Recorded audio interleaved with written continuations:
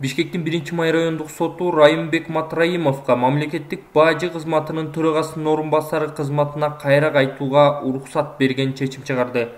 Эл ичинде Райым миллионуна тыккан Райымбек Матраимов 2017-жылдын 23 ноябрында мамлекеттик бажы кызматынын төрагасынын орун басарынын кызматынан бошотулган. Өкмөт бул чечимди аны иши жетекчиликтин чечимдерине жана жүргүзгөн саясатка каршы келет деп негиздеген. Быйыл апрелде ал мени негизсиз жумуштан алды деп өкмөттү сотко берген жана ал кездеги премьер-министр Сапар Исаковдун буйругун жокко чыгарууну өтүнгөн. Ал эми бүгүн Матраимовдун сот тарабынан акталып, ал кайра буга чейин иштеп кеткен бажы тармагына келүүсү социалдык тармактарда катуу талкууну жаратууда. Экономика жаатында эксперт Азамат Аттокуров Жээнбековдор менен Матраимовдордун уруулары биригүүдө.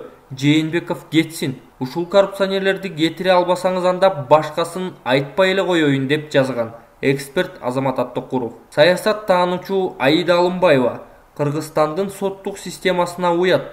Бүгүнкү учур Жээнбековдун паракорчулук менен кандай күрөшүп жатканын көргөздү.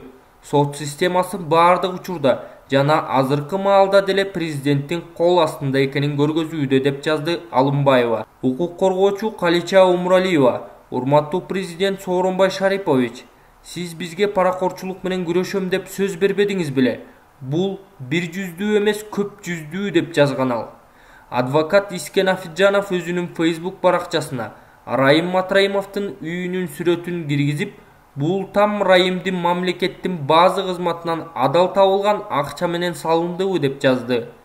Укук коргоочу Динара Ошурахунова Райым Матраимовду кайра өз ордуна алып келүү менен паракорчулук элдин бетине күлдү. Бул эмне деген шылдың деп пикирин жазды өзүнүн Facebook баракчасына.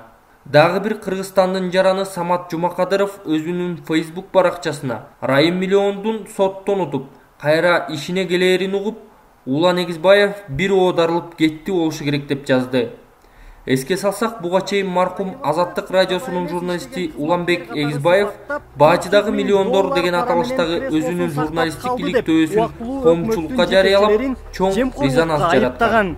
20 жылдан бери мамлекеттик кызматта иштеп келаткан адам лакабаты айтып тургандай миллиондорду кайдан тапты деген суроо калың элди түйшөлтүп келет. Анткени Райым Матраимов Кыргызстандагы эң бай адамдардын катарында экенин маалымат каражаттары байма-бай жазып келишет. Бир эле мисал, эсиңиздерде болсо, Азаттык буга чейин анын баласынын кол саат эле $43.000 тураарын жазып чыккан.